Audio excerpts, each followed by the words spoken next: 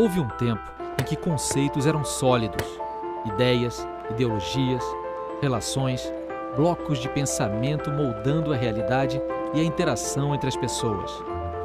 O século XX, com suas conquistas tecnológicas, embates políticos e guerras, viu o apogeu e o declínio desse mundo sólido. A pós-modernidade trouxe com ela a fluidez do líquido, ignorando divisões e barreiras, assumindo formas, ocupando espaços, diluindo certezas, crenças e práticas. A oposição entre o mundo sólido e o mundo líquido é criação da mente brilhante de Zygmunt Bauman, sociólogo, professor da London School of Economics e um dos mais respeitados intelectuais da atualidade. Prestes a completar 90 anos, Bauman guarda vivas as memórias da Polônia natal, do período que passou na União Soviética, da luta na Segunda Guerra Mundial e da consagração como acadêmico no Ocidente. Guarda também a inquietação que marca sua trajetória e aparece nos mais de 50 livros que escreveu. E guarda ainda o inconformismo de quem já foi vítima do antissemitismo e do stalinismo e sempre questionou as desigualdades e as injustiças da sociedade de mercado.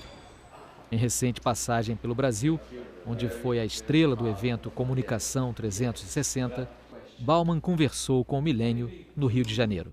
Having been through tough times in the 20th century yourself, like World War II, the rise and fall of communism, just to mention two of them, what do you make of the main characteristic of this beginning of 21st century? Well, to put it in a nutshell, it's very different to 20th century.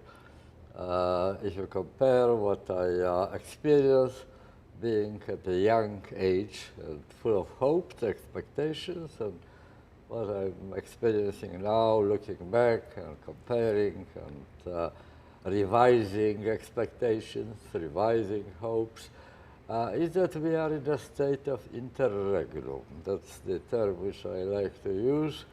Interregnum is the state between and betwixt. In the state of interregnum, old ways which we learned how to deal with the challenges of reality, they don't work properly any longer. The institutions of collective action, our political system, our party system, the way of organizing one's own life, relation with other people, all these learned ways of surviving in the world don't work properly any longer, but the new ways which could replace them are still on the drawing board. We don't have long-term vision, and our actions mostly consist in reacting to the latest crisis. But crises are also changing, are also liquid, they come and go, one is replaced by another. The headlines of today are old history tomorrow. The next headlines are effacing the old headlines from memory. So, turmoil. And do you think that it's fair to say that today we have too much information, that we aren't able to gather all this information? We have the access, but we don't know what to do with it. Well, you are absolutely right. You put your finger on the most painful place in our condition, really. As E.O. Wilson, the great biologist, expressed it very succinctly and very rightly. He said, we are drowning in information and starving for wisdom. We don't have time to transform, to recycle snippets of variegated information into a vision, into something which you can call wisdom. Wisdom tells you how to proceed. The great German philosopher Ludwig Wittgenstein used to say, to understand is knowing how to go on. And that's precisely what we are missing. We don't know how to go on. You just mentioned the failure of our political institutions, the parties, the representativity, which is lacking all over the world. You've experienced the failure of the communist dream in Poland and in Soviet Union as well. What do you think was the biggest mistake of communism? Communism was made to the measurements of the 19th century. Now, the 19th century was the period of great optimism. First of all, people were convinced, self-confident, priding themselves that with development of science and technology, we can remake the world, put it upside down. Just such a light, trouble-free relationship to reality. Reality is there in order to be recycled, in order to be changed, improved, and so on. That's one thing. And the other was the vision of the future itinerary, the road to the perfect society. Everybody will be working. It was the period of industrial revolution, and in the end, everybody will be a worker. Good society as a big factory with satisfied workers of the factory. That was a period of solid modernity, of industrial society. We are living now in liquid modernity. In post-industrial society, we are living in a society of consumers. At the passage from society of producers to society of consumers. That was one thing, very, very, very powerful, very important. To switching the focus from building the grounds for a power of society over nature, to, on the contrary, to the culture of short-termism, enjoyment, individualization, identifying the vision of happiness with the rising consumption.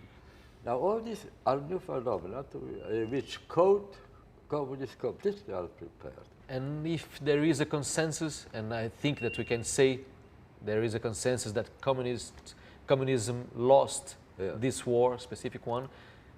On the other hand, capitalism won. But we know that this victory also, in its way, has its failures, is lacking lots of solutions for lots of things. What are the biggest problems of the market society today for you? The presence of communism outside the Iron Curtain prompted capitalism to limit its own destructive propensities, to keep inequality, social inequality within acceptable framework, not to let it go out of control, providing the laws, the rights to the employees, not just to the employers. The idea of flexible, of deregulation of labor market, for example, would be unthinkable, simply because there was the competitor outside, which weren't very careful, made propaganda, and it was not easy. Now, suddenly, everything is possible. No one watches you. You can do whatever you like. You can use whatever resources you possess in order to promote your own interests. And that is potentially catastrophic. The lack of self-constraint. That's what's happening now. And besides, after first reaction, after introducing Margaret Thatcher, Robert Reagan, neoliberal idea of society, we had 30 years of what I called consumerist orgy. We spent money we didn't earn. We were hopeful about the future, that future we will repay what we are borrowing now. And it ended, as you well know, in 2007, 2008, credit collapse. Now we are again in a starting point. One of the biggest issues of this new starting point is the issue of inequality. You've written a lot about it. And we are right now in Brazil, one of the most unequal countries all over the world, even being a rich country.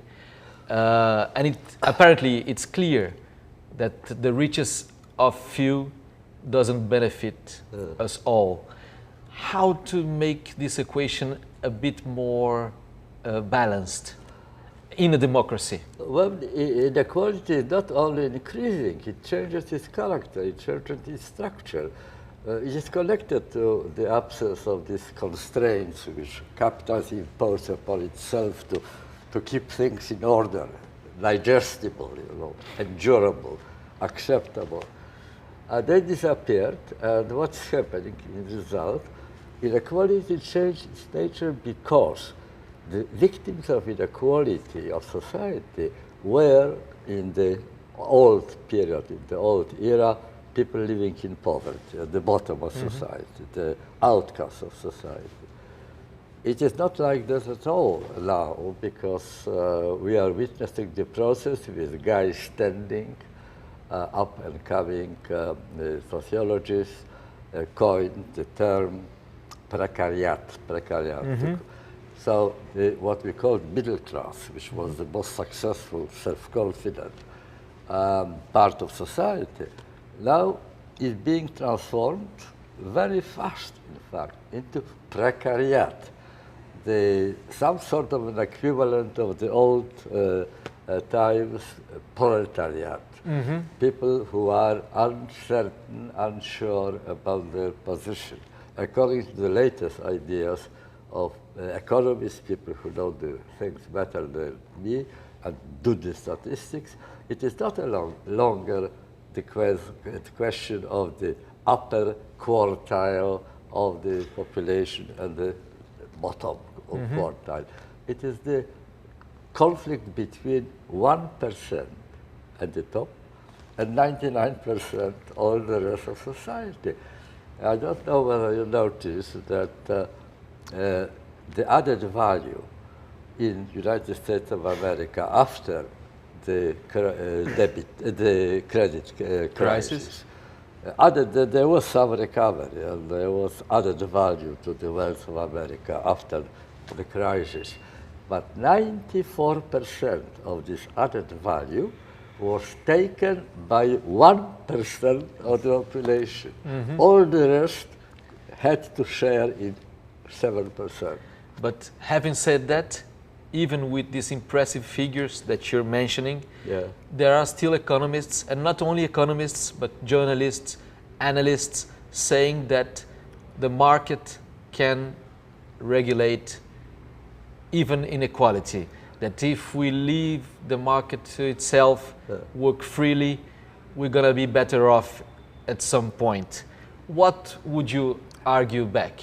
Market is explicitly, brutally incapable of repairing harms which it is doing. It creates problems, but it can't resolve them. It can't resolve them, and for that, a different kind of thing is needed. Market is pure power, pure power released from all constraints. Power means ability to have things done. And market is very good in that, in creating new demand for new products, in distributing funds going from Brazil, say, to Africa, because there's a cheaper labor force there. It has real power. It can therefore influence your conditions of life, the condition of life of your children, of your grandchildren, your unborn great-grandchildren. It can be done. But power let loose without control is a very dangerous thing. It gives profits, transitory profits to some people, but a lot of trouble to great majority. In order to keep power on leash and prevent it from destroying itself, you need politics. Politics is the ability to decide which things ought to be done.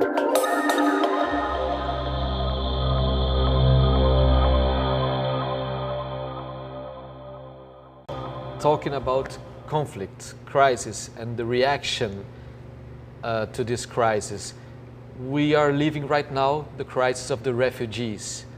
It started as the crisis of the illegal immigrants, as they called in the beginning, but we soon realized it is a refugee crisis. How are you seeing the reaction of the world powers to this crisis?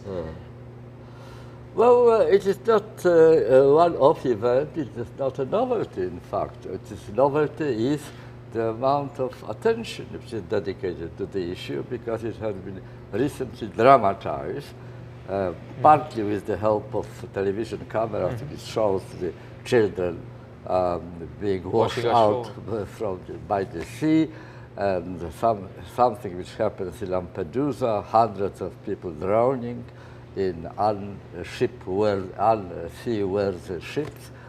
But massive migration accompanies modern era from the very start. Take Brazil. It is product of mass migration. The US. People from Italy, from Spain, from Portugal came here and to create their own life. Why they came here? They came here because they were looking for jobs, for drinking water, for decent conditions of life, and they couldn't be provided in their own country. Now the situation, the reaction of Europe, it has twofold impact, really. On the one hand, you have business interests. They are actually interested in bringing these people in. It's workforce. It promises more profit, to put it very simply. On the other hand, it is a quite expectable reaction of fear of strangers. They are coming here to flood up us. We will drown. We will be inundated by that. For employees, not for employers, but for employees, they signal competition, and competition which will press down their own income. They will be used in order to reject the demands of the existing employees, or perhaps even deprive them of their jobs. So there are two different pressures, again. Changing subject now, we're in the end of, almost in the end of our conversation. In this world of hyper communication, of any sort of information at a click's distance in your computer, what role do you see for traditional education, schools and universities, and also for traditional journalism, as we can call it? Again, you raised one of the most important and the most painful problems of today. I think education acquires a tremendously important role in contemporary situation. I like to refer to a Chinese folk wisdom going back to the times of Confucius, and the wisdom says that if you plan for a year, sow corn. If you plan for 10 years, plant a tree. If you plan for 100 years, educate people. And that's exactly what we are losing, from our knowledge, from our awareness. The education today, our system of education, is one of the collateral victims of what I mentioned before, the short-termist culture. Short-termist culture. Education and short-termism is a contradictio in adjecto. It's a contradiction in terms. You can't have it together, Either you have proper education or you have short-termism, but you can't have them both at the same time. And that's a terrible problem. In the history of human society, since the ancient Greek invented the idea of paideia, education was constantly in crisis, or some sort of crisis, because circumstances kept changing and they have to adjust themselves to new information and so on. But this crisis is very, very basic, very essential basic. You rightly mentioned this context, new technology, information technology, which is a library of snippets, of bits and pieces, without glue, without adhesive. to recycle them into wisdom, into knowledge. And the also, flow is also enormous. it destroys certain psychological capacities of ours, like attention, focusing attention, consistency, what is called linear thinking. When you pursue a tract, you know, consistently, you see it off and go to the end. Now, there are changes in human psyche. Completely new situation which puts educators in a very, very difficult situation. They have to do quite a lot of rethinking. Trying not to end this conversation in a sad note. Yeah.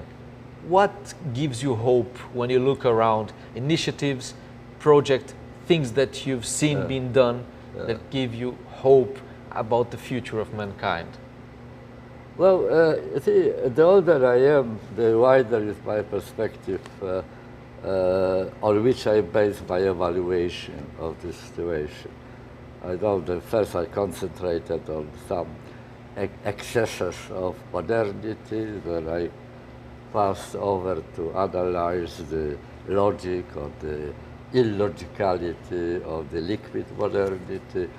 They were historically confined studies. But if it's not my invention what I'm going to say, but I think I'm a pessimist in the short term and optimist in the long term. Because when you look at history of humanity, which is, in spite of our tendency to forget history and crisis of historical memory, in spite of that, the history of humanity is encouraging. It was much more cruel, much more nasty than before. It is much less cruel, much less nasty now, in spite of the all awful outrages which happened. And there were many crises in history of humanity, many periods of interregnum, where people didn't know what to do, but always finally they found a way. The only really worry of mine is how soon they will find a way now. How many people will have to pay be victims until the solution is found. That's the only thing I worry about. Thank you very much, Professor Bauman. Thank you very, very much.